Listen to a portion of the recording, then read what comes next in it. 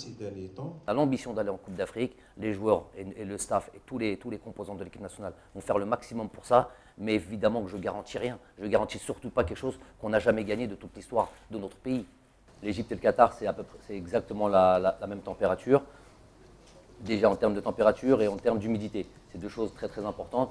C'est le même taux d'humidité, c'est la même température à l'heure des matchs. Donc ça c'est la raison numéro un. Pour des joueurs qui jouent toute la saison, la plupart d'entre eux en Europe, dans des conditions climatiques qui n'ont rien à voir avec celles qu'ils vont trouver en Égypte, il me paraissait évident d'avoir au moins un temps d'adaptation et notamment jouer des matchs dans ces conditions que seront celles que l'on va trouver au Caire.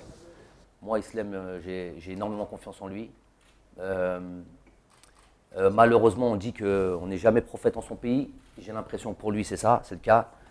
Même moi, je pense que aussi le football, de manière générale, je l'ai dit il n'y a pas si longtemps que ça sur un plateau, est amnésique, même ingrat.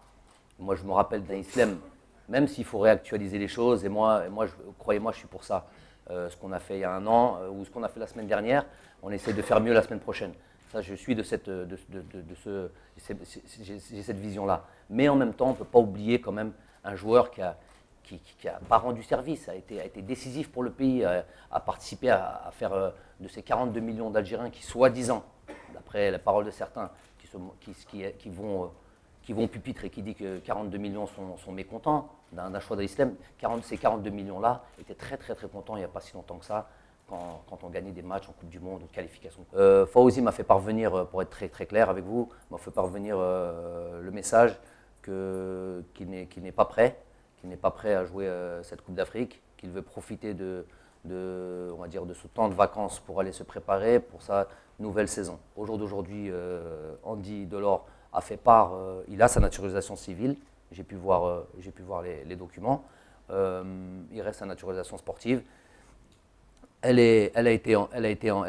Tous les documents, en fonction du temps où on a reçu sa naturalisation civile, qui a été très très tard, il y a eu une communication du joueur, on a vu qu'il y a eu une ultra communication du joueur, il avait vraiment envie de nous rejoindre, c'est ce que je vais retenir.